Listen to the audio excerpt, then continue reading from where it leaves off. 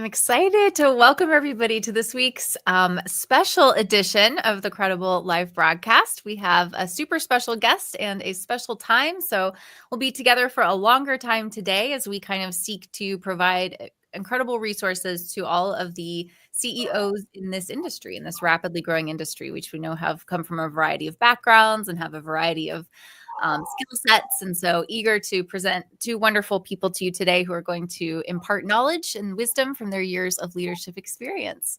So I'm excited first to introduce my own CEO. I just want to make sure I give Brian a little bit of an overview intro today, since this will be an episode that I think we have some extra special people watching. So Brian Fitzpatrick is obviously the chairman and CEO of Qredible. He has over 25 years of experience leading and scaling software companies. Brian's a visionary innovator. He uses advanced technologies. So he is one of these people who understands what blockchain actually means, unlike most of us. And he understands automation and has used it to tackle complex industry challenges for the duration of his incredibly remarkable career. He was a two-time finalist for the EY Entrepreneurial of the Year Award, the recipient of Housing Wire's Vanguard Award. He's a proven leader in financial and regulatory technology, and he's also passionate about fostering innovation and mentoring future leaders. So he's here to share his journey, the mission behind Qredible, and his insights on creating meaningful change through technology. So Brian, welcome today. Well, thank you. I'm always happy. I feel, you've earned an intro at this point. So I want to make sure everyone understands what you're bringing to this conversation. It's hard to go second after that introduction. Don't worry. I have one for you too. I'm ready. And then joining us today alongside Brian is Phil Huff. So Phil is the CEO and founder of Focal Point Solutions. He's a leader and innovator with a proven track record of driving business transformation and building high-performing teams. So his background spans software engineering, business development, and leadership. He has successfully turned around struggling companies. He's driven growth, and he's engineered exit for investors. He combines cutting-edge technology expertise with empathy-driven leadership to create impactful businesses and positive work cultures.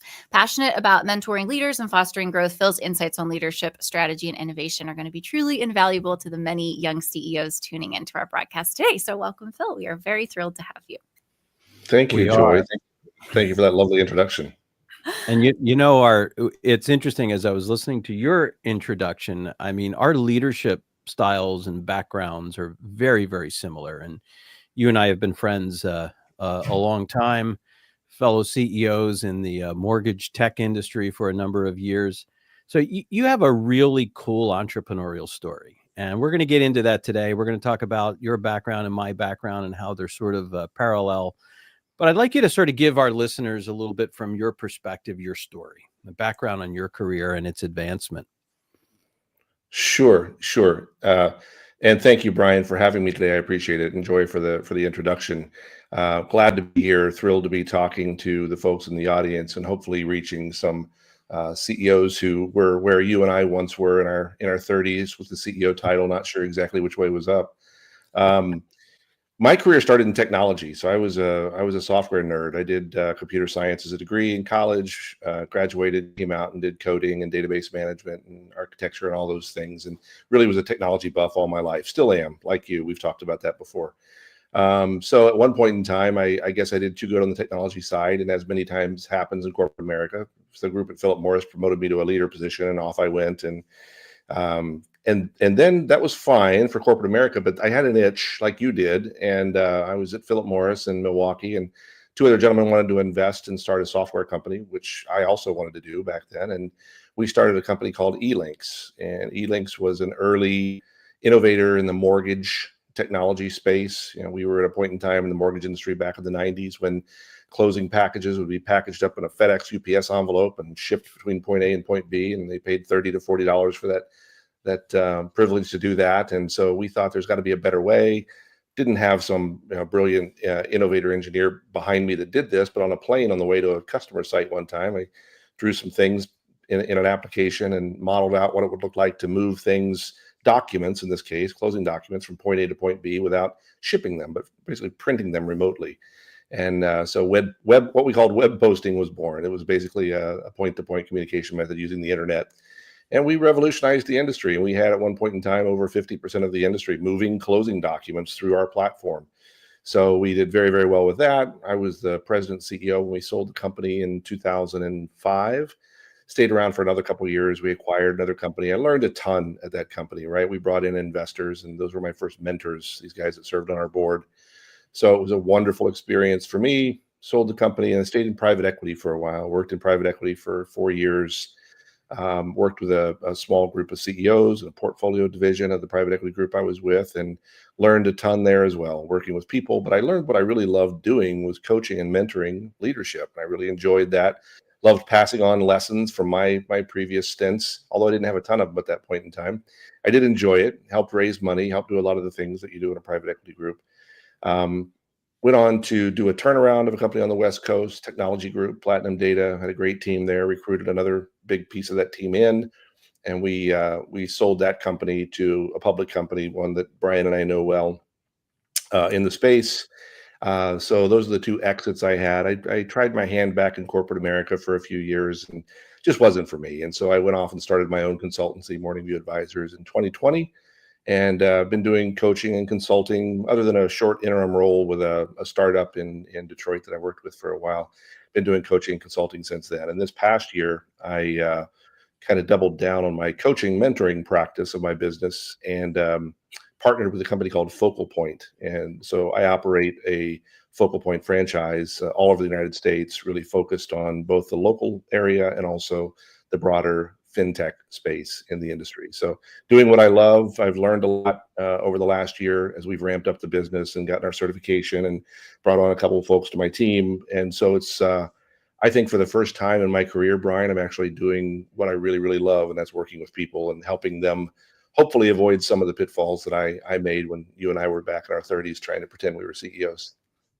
Well, it was interesting when Phil was exiting his company that they had sold.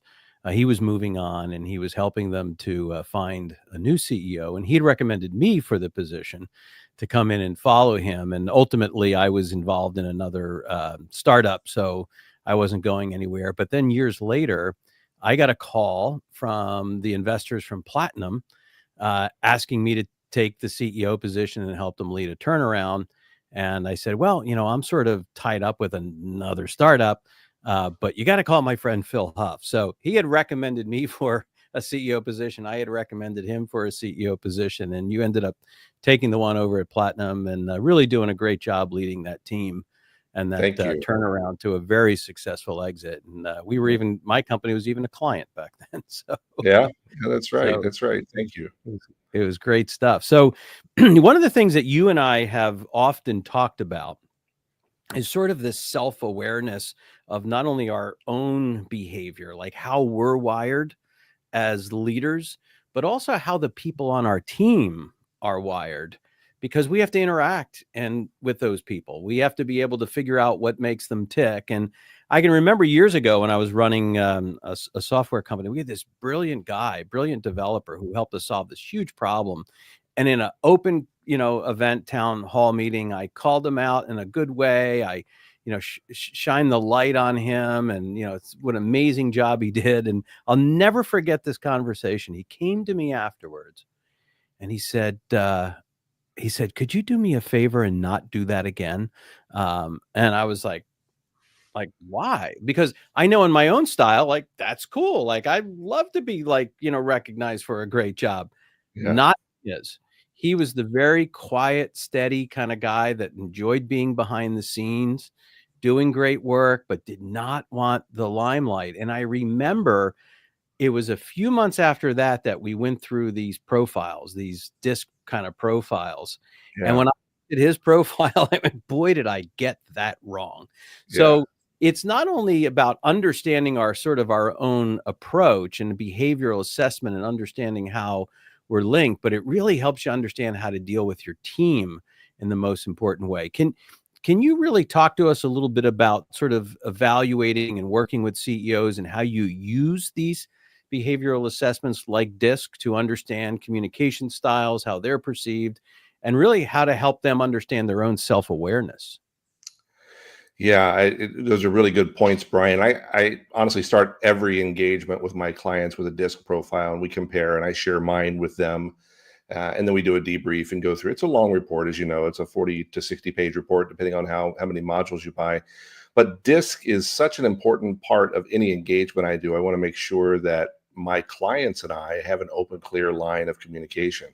And even for the two of us, in most cases, one-on-one coaching jobs or with just me and another individual, with the two of us, it's important that we both know where we're coming from in the communication. Because if we take it as a double-edged sword, with myself communicating to you, I need to be self-aware as the CEO that the message I'm delivering is being received properly on your end. As they say, the message sent is the message received. Regardless of what I intended to say, what you heard is what the message was. So it's really, really important that as CEOs, as leaders, that we're self-aware, right? We're our body position, our intonation, our voice inflection, our nonverbal effects.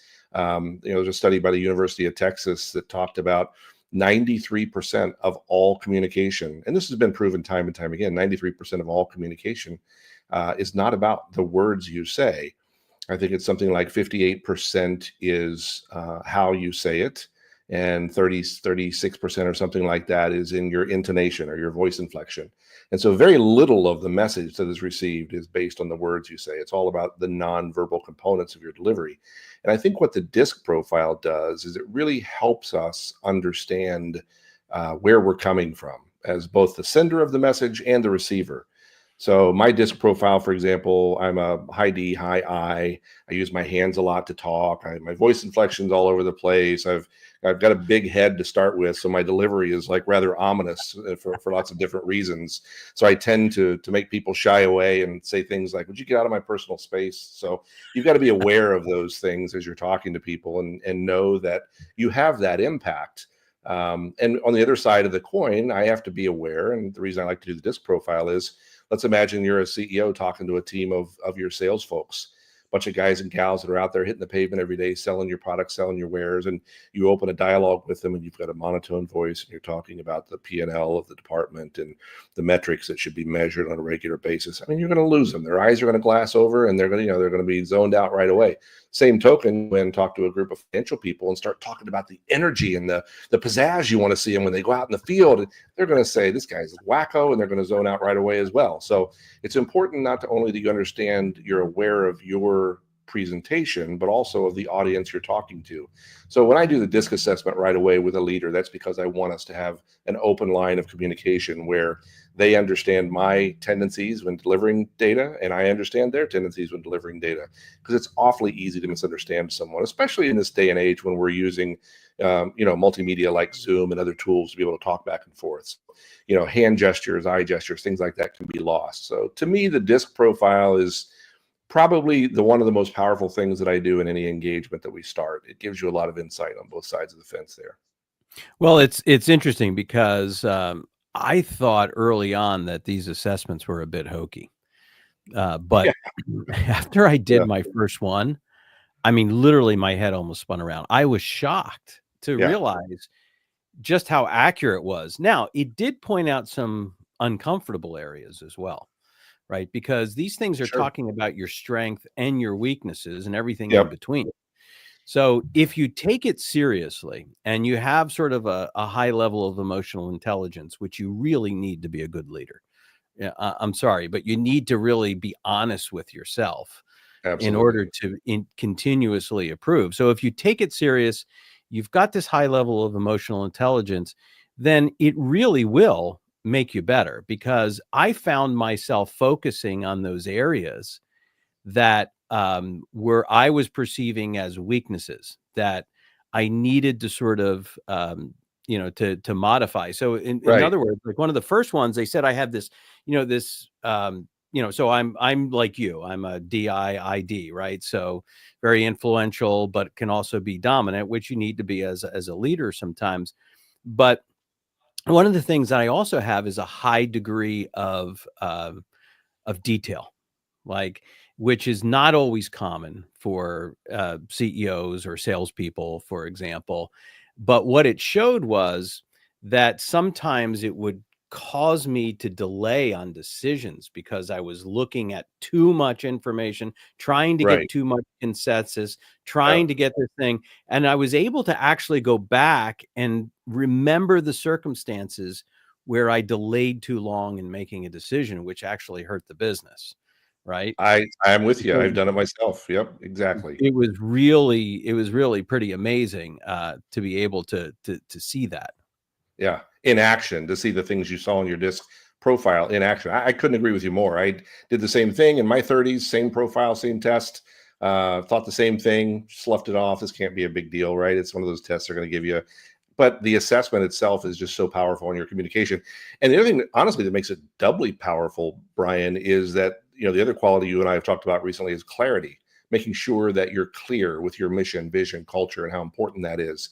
And Yes. if you're trying to be clear with someone, whether it's individuals in a one-on-one meeting, or it's a group in a team meeting, or your whole, 100 people and your employees in a company meeting, and you're not clear, it could be the death march. I mean, you could be sending people in the wrong direction. And that clarity comes from you being aware of the message you're sending. So I think it's doubly important in that way, similar to the one you were just pointing out as well. I think it's not only that you're clear in your message, but I think it's also important that your team understands how they contribute to that vision and mission and how Sure. important they are to that. I mean, I'll give you a quick example. I remember talking to the receptionist back when you actually had receptionists at companies that answered the phone. So back at my last company, I would say to her, I said, you really are a director of customer experience. And she said, what do you mean? I'm the receptionist. And I said, remember, you're the first person or the first voice that people hear when they call to our company, right? I Yeah. mean, you make a big impression. Yeah. So if you're not happy, if you're having a tough day, what's that going to say about our company, right? Yeah. So you have a very, very important job as an ambassador to our customers, our investors, the stakeholders, the people that are calling this line on a regular basis. And she said, I never really looked at it that way. And I said, no, by the way, you do a great job at that. And thank you for that.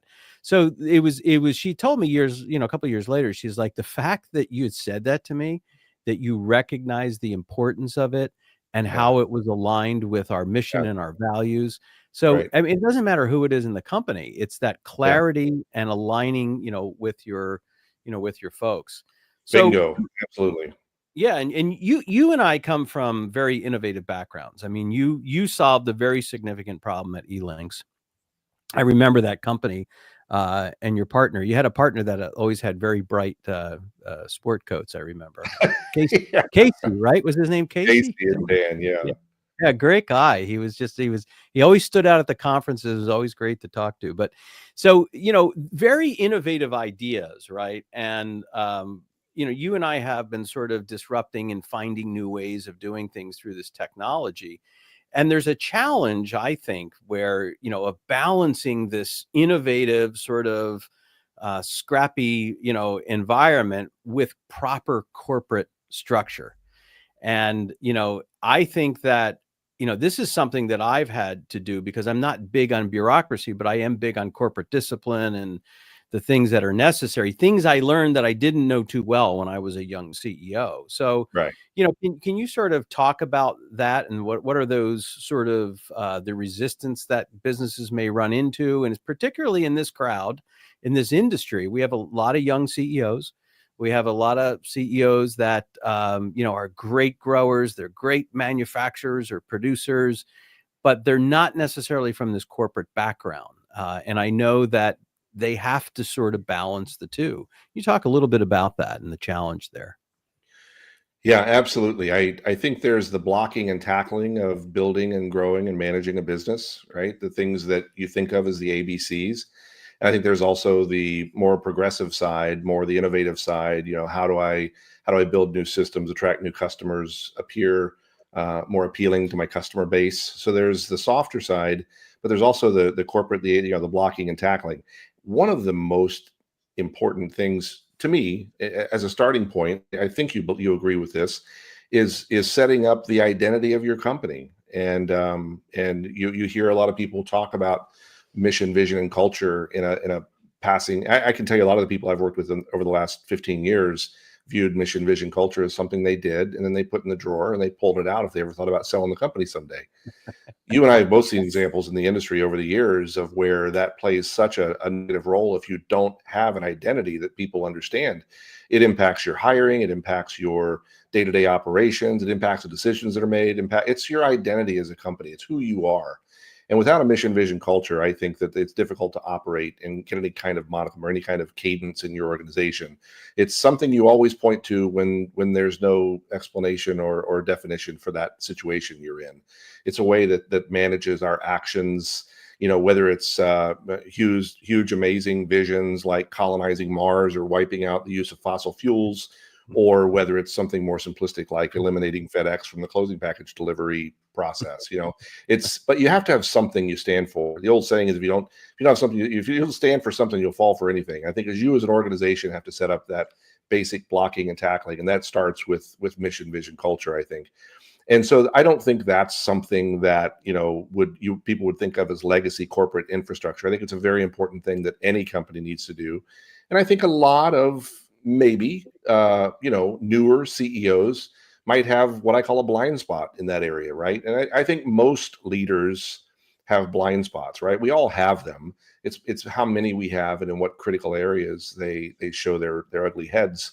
And I think the reason that you look at things like mission, vision, culture is because it helps overcome those blind spots. It helps people know how to behave, make decisions, treat situations in the absence of your leadership, right? The sign of a well-run company is a company that runs well when you and I aren't there to run it, right? You want your people empowered to do the things that need to be done. And that mission, vision, culture helps them feel comfortable doing that when you're away. And I think that's probably the biggest thing to focus on. I think the second biggest thing to think about where there are blind spots is the concept of meeting rituals, right? People think about meetings as being these mundane things that, oh gosh, another meeting. Well, they shouldn't be. If you're bored with meetings and they're not doing anything productive, then you're doing it wrong. And I think that people need to make sure as leaders that they're having adequate, engaging and important meetings, whether it's one-on-one with your team, your leadership team that you should probably be doing once a week, or whether it's a department meeting that you should be doing a couple times a month, or whether it's a company meeting that you should be doing monthly or quarterly. There needs to be that cadence. And I think today you see a lot of people that are like, oh no, we're not having a meeting. We've got a Slack channel. You can talk about it there. Put a posting on there. We've got a Teams channel. You can put it there. That's fine. That's a great way for sharing, standards and policy and protocol. But there's nothing that beats, looking your team in the eye and letting them feel your vision and you and I talk about this a lot, Brian, your faith, right? And I don't mean faith necessarily in the religious standpoint, although that's an important part of it as well. What I mean is faith in what you're talking about, a core belief, like yes. I won't stop in my life until this is done. And when your team sees that from you, oh gosh, how empowering is that? People will run through walls for you to make that happen. You and I have both seen it in our careers. And when you see it happening and you see the power of your faith, that you're living it, eating it, breathing it every moment of every day, it's invigorating. It's exciting. And I think that's another part of the blocking and tackling that has to happen. But those are a few things that I think are really, really important to think about. Yeah, I think those are wonderful, Phil, because, in one of the ways I think that people run through walls for you is because you're genuine. It's not, right. You're not making this stuff up. You don't have a say, okay, well, I got to do this. I got to say that. I got to do this. You believe in the mission and the vision. You right. believe in them as key parts of it. And right. You're also respectful of them, which is part of the culture. Right. So one of the things, by the way, I put vision, mission, and culture in all of our job descriptions. Good. So, and perfect. What we do is we use that before we hire somebody. So in the interviewing process, we go through the job description. And I always tell people, I say, okay, I'm pretty sure you can do this job. Like you've got the background, you've got the knowledge, you've got the experience for sure. But I need to make sure that you understand our vision and our mission, and you're going to fit into our culture. Because if I hire you and you're counter to our culture, I don't care how smart you are. right? Right. I don't care how good you are at your job. You're going to be literally a cancer to our culture and us getting to be able to fulfill this vision and mission. So I spend a lot of time with that up front. And I mean, just recently, we're talking to a young lady who's very, very, really am interested in having her in the organization. And she said to me on a subsequent call, she said, the first time that I've gone through a job description and we also focused on the vision, the mission, and the culture. She Wow. said, not only can I do the job, but she said, I am so thrilled to be in a culture like this. Right. She was So fired up. Yeah, yeah. So, and I think that's the part about, but you have to live that culture. you You do. have to be the greatest example of that culture. Yeah, Because if you say one thing and do another, it's just like your kids. they're gonna they're gonna say, well, why should I do that? Dad talks about this, but he doesn't do it. that's Right. So exactly you right. cannot be a hypocrite. You got to really lead in the right way. It's the fabric of our company. It's the DNA of our company. It's what makes our, I mean, a company is just a bunch of people. And if all you got's a bunch of people and they're working together, they better have laws and regulations and guidelines and principles and all that, all the core values come out in your mission, vision, culture. So I couldn't agree with you more, Brian. Yeah, absolutely. And I want to sort of you talked about sort of the challenge with young leadership. And I was a CEO at what, 34, 33, 34, something like that. And I think you were in your 30s as well, right? Same. Yeah, same, Yeah. 34. So and I mean, I have to, when I look back, I mean, of course, you and I have always been good salespeople, good motivators. And but you and I talked about this. We didn't really understand everything we were doing Right. as CEOs. And the other thing is, you and I share another path, and we both lost our first spouses at a very, very young age as we Yeah. were in these leadership positions. So not Right. only did we have the challenges of sort of startup businesses, but we both found ourselves widowers at a young age. And you and I have led this parallel life through the sudden loss of a spouse. And, Right. that was really, I mean, it was life-changing for me. I was now raising a 2.5-year-old, and my wife died in an accident as she was pregnant with my second child, and I ended up bringing the baby home, not my wife. So praise God that my son is healthy, and he's a miracle to this day. He's my little miracle guy, but he's in his mid-20s now. But that was tough. I mean, that Yeah. was one of the toughest thing I had to do, is because not only am I in a leadership position here at a startup and growing company, but now my life has changed dramatically. So Amazing. you went through that same experience with young children and I and did.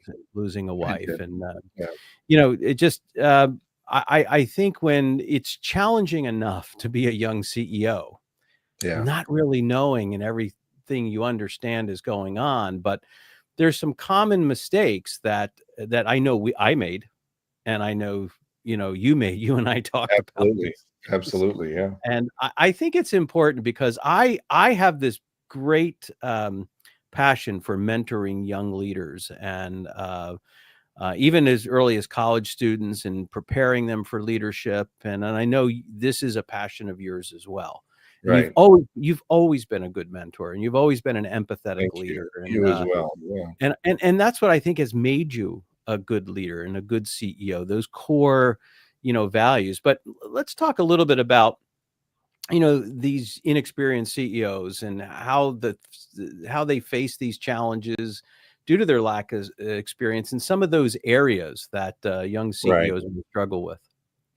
Right. And I think the most powerful way to think about it is those blind spots I was mentioning earlier. We all have them. And if you're a younger CEO, you're bound to have more blind spots than an older leader, someone who's been around the block a few times. Not that you can't overcome them, because you can.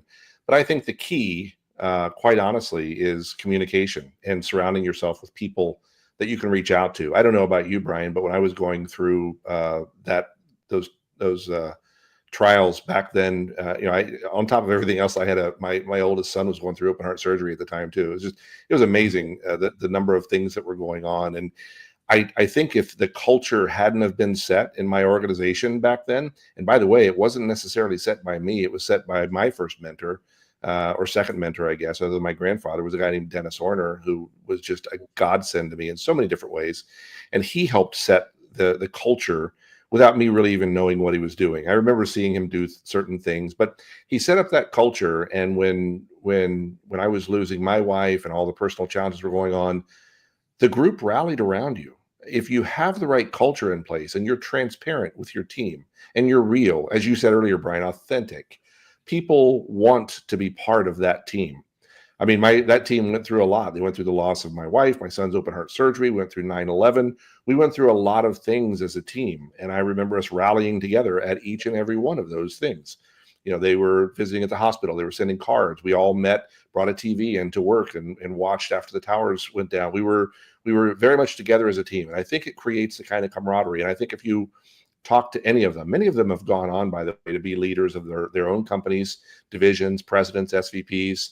A couple of them started their own companies, honestly. But if you ask them all, they would say there was nothing like that experience we had at eLinks. Even though you and I were both 30-something year CEOs, I bet your team members would say the same thing, because we had that authentic candor about our leadership style. We weren't afraid of what might happen. And I think that no fear mentality, and that being willing to share and being vulnerable, that goes a long way to making that team part of what you're trying to accomplish. And it's those challenging moments that you have to open up and let people in. And that's why you spend so much time hiring based on culture and based on the kind of people you want in your organization, because this is a family. Like I said, the company is a whole bunch of people, and it's a family, no matter how you look at it, especially startups. A little bit different, as we know, in big multi-thousand people organizations that are, public corps or driven by a whole different set of agenda and criterion. But these small companies where everyone has to do everything and be everything and try to accomplish everything, that's where the power of that teamwork really comes through, and the culture is what drives that. But I think that the best advice I could provide for early leaders or leaders of early stage organizations, young leaders, is to be authentic and be willing to listen to others.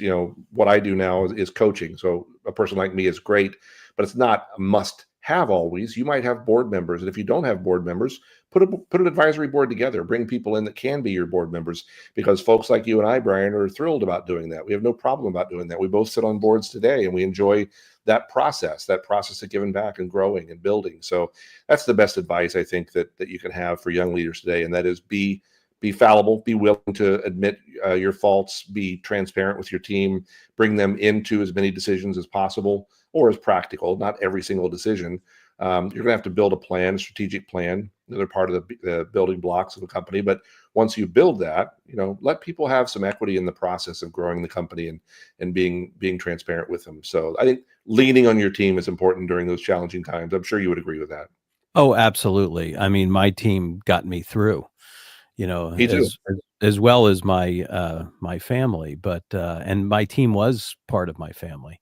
So Absolutely. it's really interesting in building the culture like that. And, despite the fact that, we've got these cool team members that are like family, there is an aspect of CEOship that's lonely. You got a good team, but I think that there's sort of it's kind of hard to explain, but I mean, even Harvard Business Review said 50% of CEOs report feelings of loneliness in their roles, right? Um, I think it's a little bit different skewed between a larger company and kind of a smaller company, right? And even a 2024 survey that I was just recently reading revealed that 25% of CEOs experience the loneliness, while 55% acknowledge moderate yet significant bouts of loneliness. Mm, And when we talk about that, and by the way, with the whole pandemic, that just got worse because, absolutely. they're separated from their teams physically. And that Yep. number, by the way, went from like 20 something to 60%. Oh, So, wow. during the pandemic.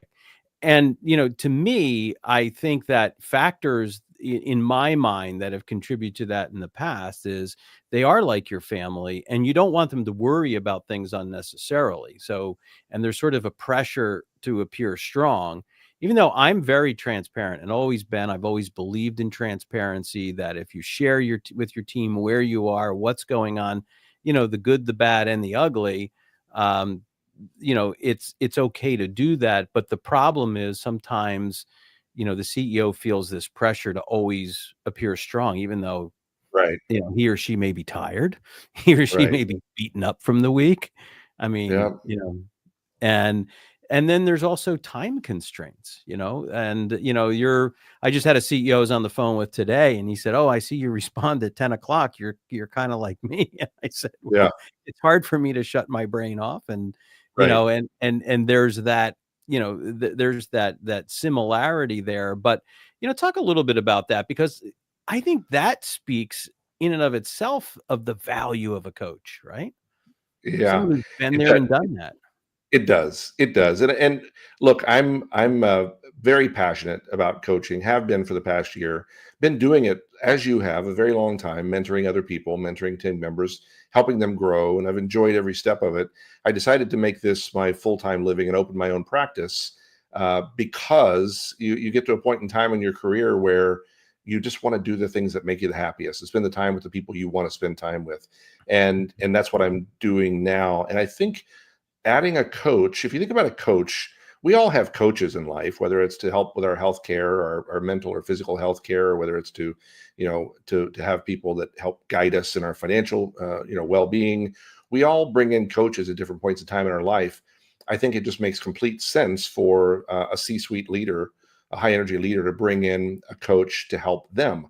It's a very reasonable effort. It's very low cost. It's usually a $3,000 to $4,000 a month expense. So it's like bringing in a part-time worker on a yearly basis to help you work through things on a confidential basis. So it's like having a trusted confidant, someone that you can't always share everything with in your employee base.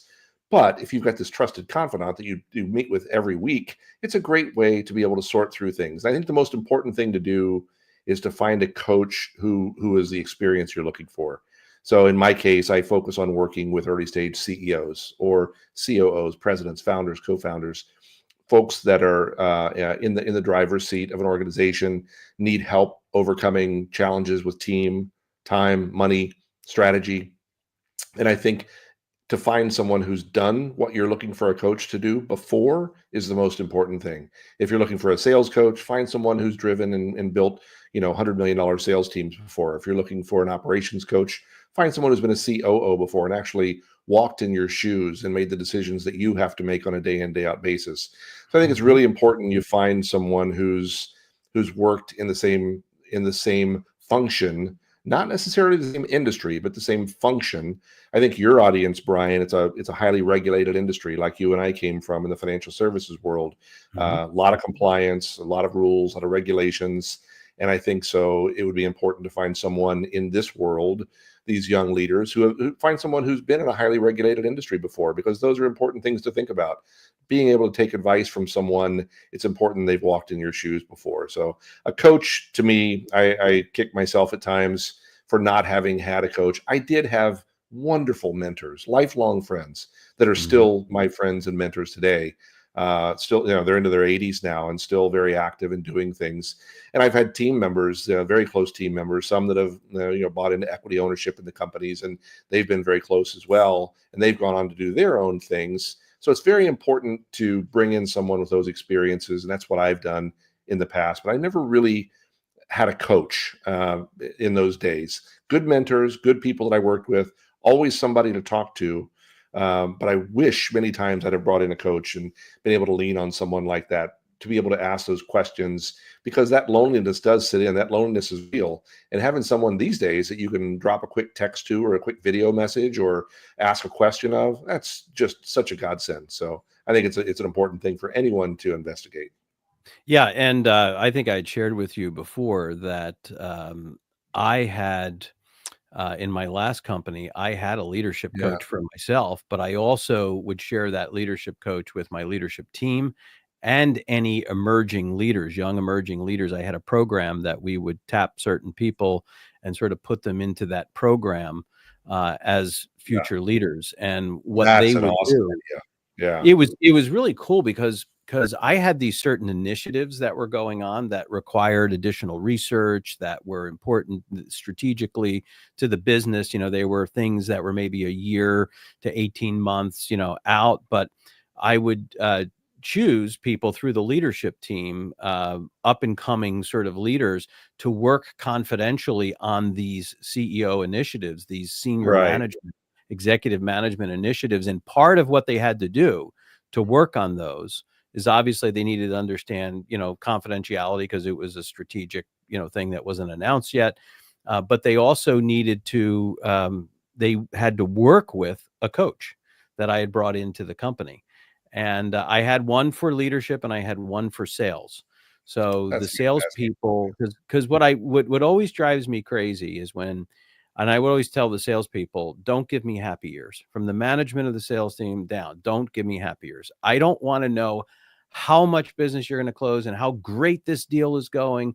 What I want to hear is all the things that you're concerned about in the deal. Right. Okay. Yeah. Because those are the things that are going to kill the deal. So if Right. you're honest with them, then you don't have to talk to me about them necessarily. Talk to the sales coach and Right. work them out with the sales coach. And then I want an honest assessment, of what this is going on in this account. I think So, it's fantastic that you did that. That's well, fantastic. It really it, is. it's because I was one of those guys years ago feeling like I had to give happy years to my sales manager. And I Yeah. remember Yeah. how uncomfortable that was. It's Yeah. like, this guy Right. just wants good news. Well, there's not great news in this deal. Yeah. Yeah. So, You're promoting those blind spots. More blind spots. Here's some more blind spots for you, right? Yeah, yeah, absolutely. that's such a great term to me. Part of becoming self-aware and having that emotional intelligence is the willingness to find, those blind spots and to work on them. So I always say that, in my style, meekness is not weakness. The Mm, definition of being meek is power under control, right? right. And as leaders, we have the power, we have the authority, right? But it has to be managed and it has to be under control. And I think that as we take that authority, to me, working with a coach in the business really helps open the dialogue and find those blind spots, because maybe you don't want to admit them in public. Maybe you don't want to admit them in front of everybody else, but to That's have that right. open dialogue with the coach That's and to right. say, "Hey, look, this is troubling me. I'm really concerned about this."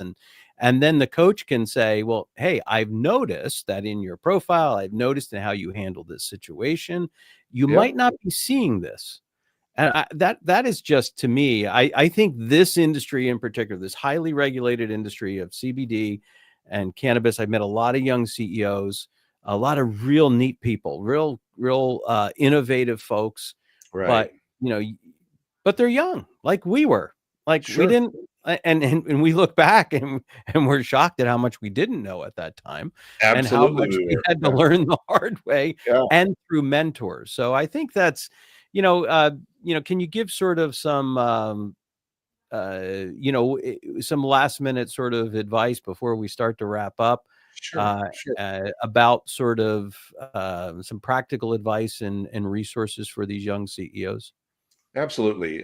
Coaching is available to anyone who looks for it. Now, I will tell you that there are a lot of people out there, and I mean, there are good people and there are average people. I'll just tell you. I mean, there's a lot of people that are in between jobs, and they'll take on coaching assignments to fill in the gaps. And there are people who have made this their profession. People like me and the other coaches at Focal Point Coaching. We're focused on coaching. We go through hundreds of hours of training through our certification. We have walked in the shoes of these CEOs. We all come from different disciplines. I focus on the CEO discipline, given that's what I've done in the past. But I will also say that in addition to coaching, don't don't do one, not the other, but there are lots of organizations that you can be part of, whether it's the Association for Corporate Growth or your Economic Development Forum in your area. There's a lot of different areas you can get involved in. I will also say, in this heavily regulated industry that you're in, Brian, I'm sure there's a lot of standards bodies like we used to deal with, MISMO and others in the mortgage banking arena, right? I would encourage them to take part in those standards bodies, take on a position, do some work, get well known in the standards bodies. Write some content, write some op-eds, be involved, let people see who you are and what you're doing. I know you do a great job of that, Brian, you and Joy and the whole team there. So I'd say get involved in those things as well. But I think having a coach in your corner is probably one of the most important things you can do, because it helps you avoid those blind spots that take a long time to work through. As you and I were talking the other day, it takes a long time to work through those. And the school of hard knocks can be a painful one. You and I talked about a couple lessons we learned, is waiting a little bit too long to fire someone and how much that cost the company when you went to sell it in the form of revenue and EBITDA, and how painful that was. So and losing the respects of other teammates that are sitting there going, what is he nuts? Exactly. So it's a great mirror to have on your side from time to time, and I would encourage everyone to look into it.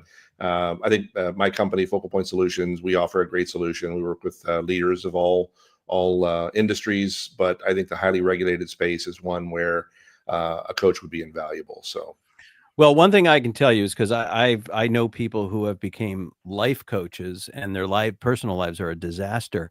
So I wouldn't necessarily, hire them. But I can tell you, as a business coach, as a leadership and CEO coach, Phil, I would never, ever hesitate to recommend you, because I know the journey you've been through business. I know the kind of leader you are and the kind of CEO that you are. And the fact of the matter is, I even call you for advice once in a while. I mean, you don't charge me, thank you, but we talking back and forth to each other a lot of times about, we do, sharing things, and that is so valuable to me. So our friendship is valuable, and I think you would be tremendously valuable to anybody. So why don't you just let our listeners know how they can get in touch with you if they want to explore this further? Absolutely. And all those feelings are heartfelt on my side as well, Brian. You're a very meaningful relationship to me, and it goes well beyond words can say. But my coaching practice is Focal Point Solutions. My website is focalpointbusinesscoaching.com. And you reach me at phuff@focalpointcoaching.com. If any of your listeners happen to be on LinkedIn, they're more than welcome to ping me on LinkedIn with a direct message. That's just Phil Huff on LinkedIn, and I look forward to talking to them and helping them. And the great thing about working with a coach, if they're dedicated to coaching, when you work with me, the first few sessions we have are just getting to know each other. There's no charge. They're discovery calls. They're structured business reviews. They're understanding whether we're a good fit from both sides of the fence. So I think it's important, if you do find a coach, whether it's me or someone else, you should have that. You should have some time to warm up, make sure there's good chemistry, make sure the person provides what you're looking for. So that would be my strongest advice. But would love to talk to any of your listeners. Absolutely. And Joy, what's up next on Qredible Live? Yeah, we have a great run coming up. Thanks so much for the time today, guys. Definitely edifying and I think encouraging to a lot of people. So very excited that this time happened, and you both did a fantastic job. Thank you. Upcoming on the broadcast, we'll be off next week because it's a 5th week. But we are going to be joined in February by one of actually our newest Qredible team members, who's also an expert in the payment processing space, Noah Fitzgerald. So very excited for his episode talking about all things payment processing. We're also going to have Jenna Murray coming up, who's going to be talking about hemp and supplement regulations. And then we have Tyler Klimitz, who's going to be coming on and talking about cannabis and kind of the hemp revolution and the way that those two kind of industries are converging in interesting ways. So yeah, lots of fantastic content coming up. Very excited for. And I can tell you, I'm excited about all 3 of them, because all 3 of them are amazing people, amazing professionals that I have a tremendous amount of respect for, and a tremendous amount of respect to you as well, Phil. Thank you for joining us today. Thank you for being such a good and loyal friend over the years, and a good mentor to me. So thank you both. Thank you, Brian. We'll see you next time on Qredible Live.